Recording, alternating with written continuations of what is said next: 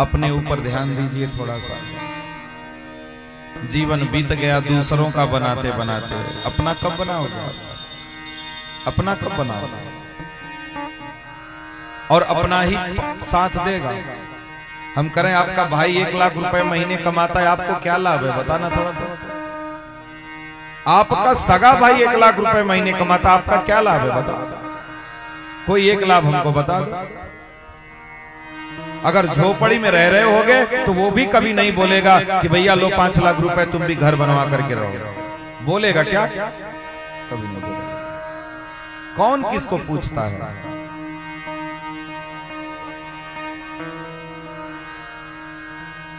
दुनिया में चाहे जितना भी मेला लगे,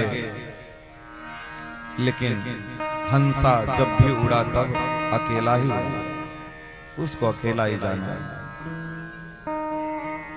इसलिए कोई नहीं पूछता। इसलिए अपना बनाइए, जो अपनी मूल संपत्ति है उसको बनाने का प्रयास करिए। अपना बनाने का प्रयास करिए। हम लोग अपना ना बना करके दुनिया का बनाने के चक्कर में पड़े हैं। मेरा बेटा, मेरी बहू, मेरा नाती, बस हमारी पत्नी, बस इतना ही हमारा संसार है। और तो वैसे भी जानते हैं, जैसे जिस दिन आप अपने बेटे का विवाह कर देंगी, बहू आएगी तो तुम्हें तुम्हारी पत्नी को ही बोलेगी, तुमको भी बोलेगी तुमने हमारे लिए क्या किया। बेटा पैदा करके माँ बाप पाल करके 20-22 साल का कर करके भी दे देते हैं उसको, अपनी बहू को, लेकिन फिर भी बहू कहती तुमने हमारे लिए क्या किया? तुमने तो हमारा गला ही काटने का प्रयास किया है। तो जब तुम्हारा बेटा तुम्हारा नहीं हुआ तो दूसरा कौन होगा? किसका? किसका हुआ? और आजकल देखो बच्चे भी मर जाओगे बाल भी नहीं बनवाएंगे, कटिंग करवा के बस तेरा ही करके तुम्हारी छुट्टी कर देंगे। न जाने कितने तो माँ बाप मरते रहते हैं और जबरदस्ती उनका अंगूठा साइन वाइन करवा लेते हैं। हाँ, वो अपना काम बनाने के चक्कर में रहेंगे। तुम चाहे मरी जाओ, तुम्हारे मरने जीने से हमको कोई लाभ नहीं है, साइन वाइन कर दो, अंगूठा जहां लगना है वहां लगा दो। इसलिए अपना बनाइए, इस खेल को बस समझ जाइए, बस खेल को समझ जाइए। जिस दिन आप खेल को समझ जाएंगे ना, आपके अंदर दृढ़ता आ जाएगी, आपके अंदर धैर्य आ जाएगा, आपके अंदर विश्वास पैदा हो जाएगा, आपका शोक चला जाएगा, आपका भय चला जाएगा, सब चला जाएगा। इस खेल को समझ बस जाओ, समझने की बस देर है।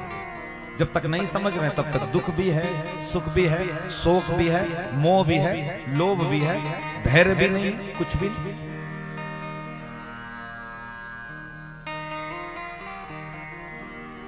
और एक दिन तो आपको खुद ही कहना पड़ेगा, प्रभु अब उठा लो। खुद ही कहना पड़ेगा आपको, मजबूर हो जाएंगे कहने के लिए। अरे मुझे कौन पूछता था तेरी बंदगी से पहले, मैं खुद को ढूंढता था तेरी बंदगी से पहले। कौन किसको पूछता? ठाकुर जी कृपा अगर न करे किसी के ऊपर तो कौन पूछता है किसको? कोई नहीं पूछता सरकार। आप जानते हैं बने के सब हैं, बिगड़े का कोई नहीं है। बने के सब हैं, बिगड़े का कोई नहीं है। मामला बिगड़ जाएगा, कोई आपका साथ नहीं देगा। ऐसे बहुत सारी घटनाएं हमने देखा है। कोई साथ नहीं देता है उस समय, तो अपने भी नहीं दिखाई देते। जो कहते हैं कि आप हमारे हो, हम आपके हैं, वो भी आपको नहीं दिखाई देंगे। वो कहां भाग जाएंगे, कहां बिल में घुस जाएंगे, आप खुद ही नहीं खोज पाओगे। भगवान करे फंसो ना, नहीं जिस दिन कहीं फंस जाओगे तो उस दिन औकात समझ में आ जाएगा कि अपना कौन है और बेगाना कौन है।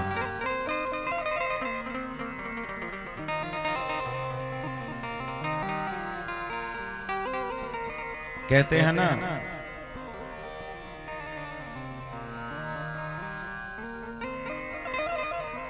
जेल के भीतर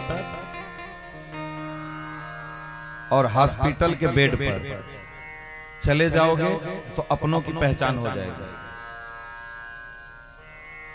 अपनों की पहचान हो जाएगी कि आपका कौन है। लेकिन हम लोगों के अंदर इतना मोह है, इतना अंधविश्वास है कि हम लोग किसी को पहचान के भी पुनः हम लोग उसको सच मान लेते हैं फिर कि चलो कोई बात नहीं। एक बार आपके साथ गलत होता है फिर भी आप दूसरी बार विश्वास कर लेते हैं। हम लोगों की सबसे बड़ी गलतफहमी यही है, जो हम लोग बार बार किसी पर विश्वास खाते हैं और बार बार हम धोखा खाते हैं। जितना बार आप विश्वास करेंगे उतना बार आप धोखा खाएंगे। जितना बार विश्वास करेंगे, विश्वास करके देख लीजिए, मनुष्य का स्वभाव वो कभी बदला नहीं है, ना तो कभी बदलेगा। समय आने पर वो अपना असर दिखाई देता है, वो अपना परिचय आपको दे ही देगा। हाँ, समय नहीं आया तो फिर बहुत अच्छा है, समय आने पे वो परिचय देगा, वो परिचय दे देगा आपको, निश्चित आपको परिचय देगा।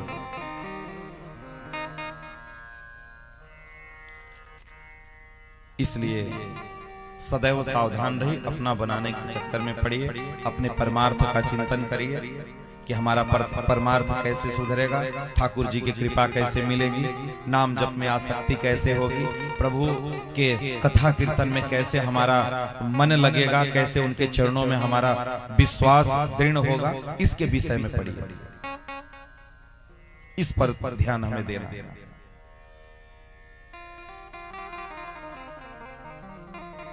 इसीलिए तो बार बार हम कथाओं में कहते हैं कि अगर जो बुजुर्ग हो गए हैं, 70-80 साल के हो गए हैं, जो बाप दादा हो गए हैं, अगर खाते होते में 2-5 लाख रुपया रखे हो तो उसको खाते में रहने देना। 2-5 लाख रुपए अगर खाते में है तो उसको खाते में ही रहने देना। कहीं बच्चे भरमाए तो निकाल करके दे देना मत, नहीं तो रोटी के भी मुस्ताद हो जाओगे। जब तक वो 5 लाख रुपया तुम्हारे खाते में है तब तक बढ़िया गरम गरम रोटी, सब कुछ तुम्हारी व्यवस्था कायदे से होगी। और जिस दिन मरने से पहले निकाल करके दिए, उसी दिन से तुम्हारा सेवा सत्कार सब बंद, कोई पूछेगा नहीं। मरने से पहले एक बात मैं स्पष्ट कर दूं कि मरने से पहले अपनी प्रॉपर्टी जीते जी किसी के नाम नहीं करना। मरने के बाद तो तुम्हारा ही होगा, लेकिन जीते जी नहीं देना है। जीते जी रह करके कमंडलू वाले बाबा बन करके घंटी बजाओगे फिर समझ में आ जाएगा। हाँ, बच्चे कमंडल लेकर के घुमवा नहीं देंगे तो कहना हमको फिर आकर के कि गलत आप बोल दिए। ये जमाना इतना स्वार्थी है। इसलिए अपनी तिजोरी की चाबी अपने हाथ में रखो, खाते पीते रहो, मस्त रहो, खर्च करते रहो, दान पुण्य करते रहो, मर जाएंगे तो सब तुम लोगों का ले लेना, बात खत्म। जीते जी कुछ नहीं देना।